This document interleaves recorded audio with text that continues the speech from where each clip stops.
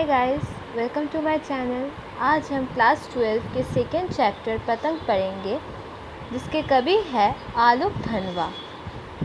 तो चलिए हम लोग शुरू करते हैं। सबसे तेज बिछारे गए भादो गया, सवेरा हुआ खरगोश की आँखों जैसे लाल सवेरा।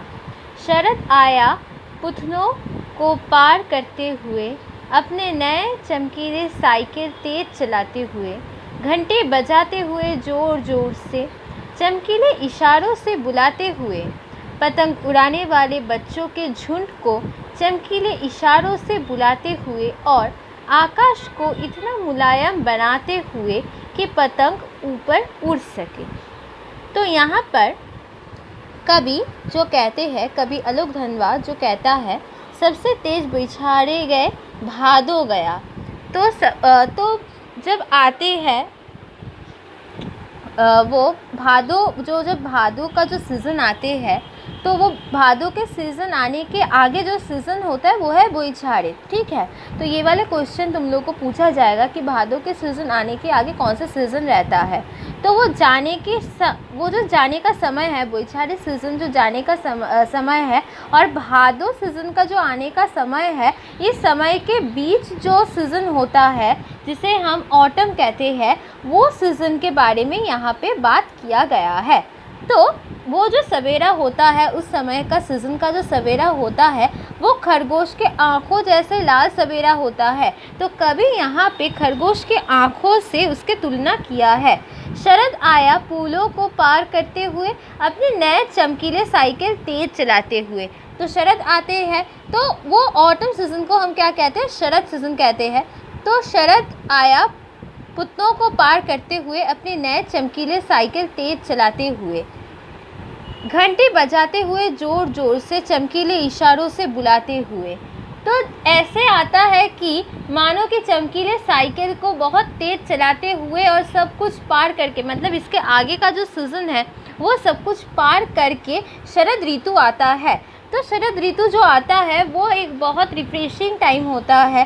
तो वो टाइम में क्या होता है, बच्चे, पतंग उड़ाने वाले बच्चों के झुंड को हम लोग देख सकते हैं कि बहुत सारे बच्चों के झुंड निकलते हैं अपने साइकिल में पतंग उड़ाने के लिए, चमकीले इशारों से बुलाते हुए, और आकाश की इतना मुलायम बनाते हुए कि पतंग ऊपर उड़ सके। तो उन लोग ऐसे आते हैं अपने हाथों में पतंग लेके, ताकि पतंग आकाश में बहुत ऊपर उड़ सके, और ताकि आकाश बहुत सुंदर लगे, कि आकाश तो क्लियर रहता है ना उस टाइम, तो ताकि जब पतंग उड़ाए तो उस टाइम आकाश बहुत क्लियर लगे। तो फिर यहाँ पे कवि कहते हैं, दुनिया की सबसे हल्की और रंगीन चीज़ उड़ सके, दुनिया के सबसे पतली कागज उड़ सके, बांस की सबसे पतली कमानी उड़ सके, कि शुरू हो सके सीटियों, गिलकड़ियों और तितलियों की इतनी नाजुक दुनिया। तो यहाँ पे एक पतंग का डिस्क्रिप्शन दिया गया है। तो तुम लोगों के एग्ज़ाम में आ सकता है कि एक पतंग को कवि ने किस तरह से डिस्क्राइब किया गया है। तो ये वाला पैरा तुम लोगों के लिए बहुत इम्पॉर्टेंट है, ये वाला बहुत इम्पॉर्टेंट है तुम लोगों के लिए। तो यहाँ पे क्या कहते हैं कि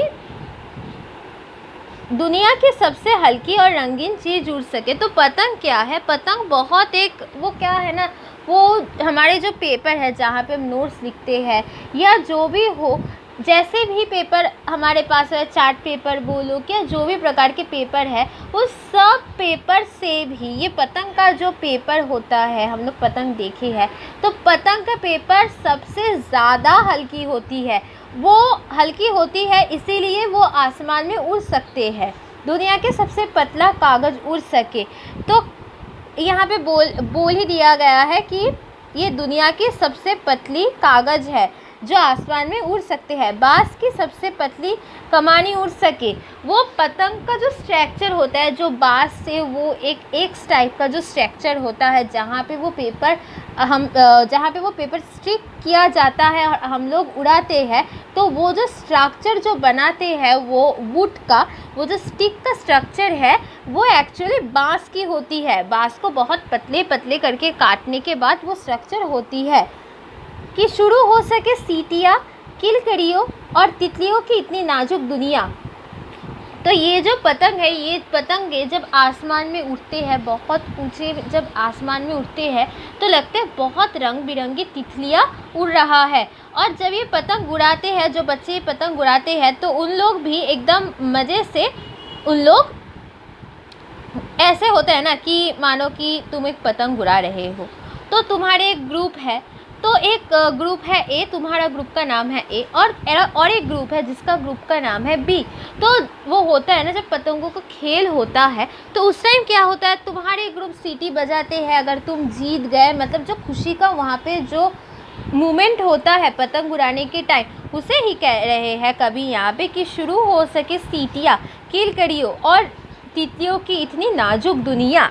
ये जो होते हैं पतंगों का खेल आसमान में, ये दिखने में जितना सुंदर लगता है, और जो बच्चे ये उड़ाते हैं उन लोग भी बहुत खुश मिजाज होते हैं, उन लोग भी इसका बहुत अच्छे से उपभोग करते हैं। तो यही पे ये वाला पैरा पे कभी यही कहते हैं। चलो कभी कहते हैं नेक्स्ट पैरा में, जन्म से ही वो अपने साथ लाते हैं कपास, पृथ्वी घूमते हैं उनके बेचैन पैरों के पास। जब वो दौड़ते हैं बेसुध, छतों को भी नरम बनाते हुए, दिशाओं को मृदंग की तरह बजाते हुए। जब वो पंख भरते हुए चले आते हैं डाल की तरह लचीले बैक से अक्सर। तो यहाँ पे क्या कहते हैं, जन्म से ही वो अपने साथ लाते हैं कपास। यहाँ पे कपास का मतलब क्या है, कटन। मतलब वो क्या कहते हैं ना, वो अपने साथ कटन लाते हैं। वो जन्म से ही अपने साथ वो मुलायमता, कटन का जो मुलायमता होता है वो उनके साथ रहता है। अच्छा, पृथ्वी घूमते हुए आते हैं उनके बेचैन पैरों के पास। जब वो दौड़ते हैं बेसुध, तो वो क्या कहते हैं, जब वो दौड़ते हैं, बच्चे क्या होते हैं, बच्चे एकदम एक कटन की तरह होते हैं, एक कटन के जैसे उन लोग मुलायम होते हैं। तो उन लोग जब दौड़ते हैं तो ऐसा लगता है कि पृथ्वी खुद घूम के उनके बेचैन पैरों के सामने आ गया है। मतलब उनके जो खुशी होता है पतंग उड़ाने के टाइम में, उनके अंदर का जो फीलिंग्स होता है, ऐसे लगता है कि पूरा पृथ्वी, पूरा धरती उनके सामने आ गए। वो अब पतंग उड़ाने के टाइम में वो पूरा पृथ्वी को, वो पूरा आसमान को महसूस करना चाहता है, ऐसे लगता है। जब वो दौड़ते हैं बेसुध, छतों को भी नरम बनाते हुए। तो जब वो दौड़ते हैं तो उन लोग ऐसे दौड़ते हैं तो लगता है कि छत भी बहुत नरम है उनके लिए। दिशाओं को मृदंग की तरह बजाते हुए। जब वो पंख भरते हुए चले आते हैं डाल की तरह लचीले बैक से अक्सर। तो जब वो छतों के बहुत धार पे चले जाते हैं ना, मतलब ऐसे होते हैं कि जब बच्चे पतंग उड़ाते हैं तो उन लोग क्या करते हैं, उन लोग पतंग उड़ाते उड़ाते बहुत दूर तक चले जाते हैं। कभी कभी ऐसा होता है कि जो एकदम धार होता है छत का, तो छत के धार में उन लोग चले जाते हैं। उन लोगों के दिमाग में ये नहीं रहता कि उन लोग गिर रहे हैं या नहीं गिर रहे हैं। तो वो भी उन लोगों के लिए बहुत मज़ेदार बात है कि उन लोग गिरने जा रहे हैं, फिर भी उन लोगों का एक बॉडी में बैलेंस है कि कैसे हम लोग वो पार्ट को बैलेंस कर सके। हम उन लोग नहीं गिरते हैं, उन लोग इतना मुलायम होता है, ऐसा लगता है कि उन लोग हवा में ऐसे ही मुलायम कॉटन की तरह उड़ रहे हैं। कभी कहते हैं छतों के खतरनाक किनारों तक उस समय गिरने से बचाते हैं उनके, सिर्फ उनके ही रोमांचित शरीर। पतंगों की तरकती ऊंचाई उन्हें थाम लेती है महज एक धागे के सहारे। पतंगों के साथ साथ वो भी उड़ रहे हैं अपने रंध्रों के सहारे। तो यहाँ पे क्या कहते हैं, जैसे कि मैं पहले स्टैंजा में तुम लोगों को समझाई कि उन लोगों का दिमाग में ये नहीं रहता है, उन लोग जब पतंग उड़ाते हैं कैसे उन लोगों का भी बॉडी बैलेंस में होते हैं, उन लोग का ये भी चीज़ बड़ा मज़ेदार होते हैं। उन लोग खुद को एक कॉटन की तरह सोचते हैं। तो यहीं पे कभी कहते हैं छतों के खतरनाक किनारों तक उस समय गिरने से बचाते हैं उन्हें, सिर्फ उनके ही रोमांचिक शरीर। तो यहाँ पे कभी कहते हैं कि उन लोग जब पतंग उड़ाते हैं उन लोगों के तो ख्याल में नहीं रहता कि उन लोग किस दिशा में पतंग को उड़ा रहे हैं, क्योंकि हवा जिस दिशा में जाएगा पतंग भी उसी दिशा में जाएगा। तो उन लोगों को तो पता होता नहीं है कि किस दिशा में पतंग जा रहा है, ये किस और पतंग जा रहा है। तो उन लोगों का बॉडी भी उसी दिशा में जाता है जहाँ पतंग का वे जाता है, मतलब जहाँ हवा का वेव जाता है, उन लोगों का भी बॉडी उसी तरह जाता है।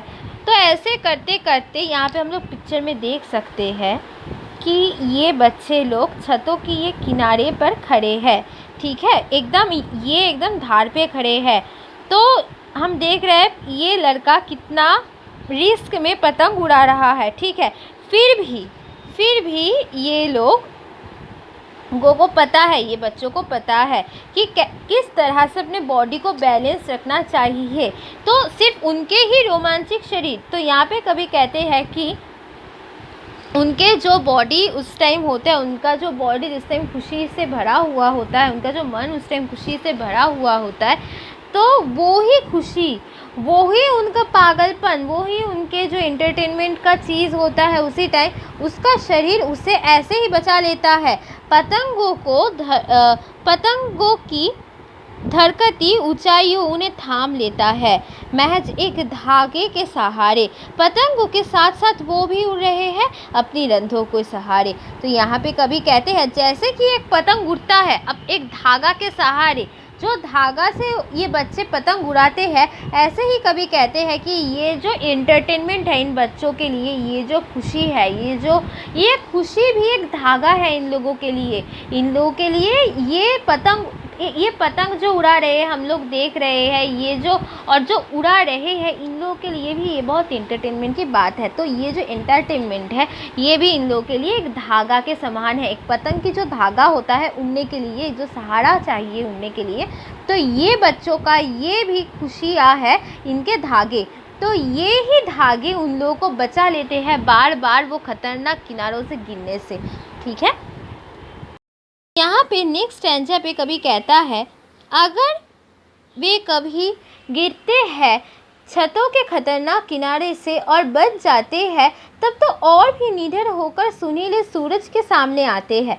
पृथ्वी और भी तेज घूमते आते हैं उनके बेचैन पैरों के पास। तो यहाँ पे कभी कहते हैं कि ये बच्चे जब पतंग उड़ाते उड़ाते एकदम छत के धार पे चले जाते हैं, एकदम किनारे पे चले जाते हैं, गिरने की टाइम में वो जब खुद को बचा लेते हैं, तो उन लोगों के मन में एक अलग सा जोर आ जाता है, एक अलग सा पॉजिटिविटी आ जाता है। जैसे कि भाई उन लोग पतंग उड़ाते उन लोगों को होश में नहीं रहता है कि उन लोग किस दिशा पे जा रहे हैं, फिर भी उतने ऊंची धारों से वो जब पतंग उड़ा रहे हैं वो खुद को बचा भी लेते हैं।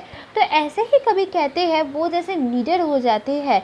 तो उन लोग ये पतंग उड़ाते उड़ाते उन लोगों के मन में ऐसा होता है कि भाई चलो ठीक है, हम तो इस बार गिरे नहीं, कुछ हुआ नहीं, चलो और एक रिस्क लेके देखते हैं। ऐसा होता है ना, हम लोगों के भी होता है कि हाँ और एक रिस्क लेके देखते हैं क्या ही हो जाएगा, और एक रिस्क लेते हैं। तो उन लोगों के मन भी तब भी यही चलते हैं, अगर हमारे साथ ऐसा कुछ नहीं हुआ तो चलो हम लोग और रिस्क लेते हैं। तो उन लोग निडर होकर चमकीले जो सूरज होते हैं, जो तेज सूरज होते हैं, तो वो सूरज के सामने और खड़े हो जाते हैं। पृथ्वी और भी तेज घूमते आते हैं, तो तब लगता है उन लोग ही सब है। तो तब क्या लगता है कि पृथ्वी उनके पैरों के सामने, मतलब जो माता पृथ्वी है वो अपने गोद को सामने रख दिया है। उन लोगों को पता है कि उन लोग नहीं गिरेंगे, अगर गिरेंगे भी तो वो गोद में गिरेंगे माता पृथ्वी की। तो ऐसे ही कहते हैं पृथ्वी और भी तेज घूमते आते हैं उनके बेचैन पैरों के पास। तो उन लोगों का मन में और डर नहीं रहता है, उन लोग और भी अपने एंटरटेनमेंट को उपभोग करता है और भी बहुत अच्छे से पतंग उड़ाने में लग जाते हैं। तो अगर मेरी एक्सप्लेनेशन तुम लोगों को अच्छा लगे तो लाइक, शेयर एंड सब्सक्राइब कर देना। आज के लिए इतना ही। Thank you, bye.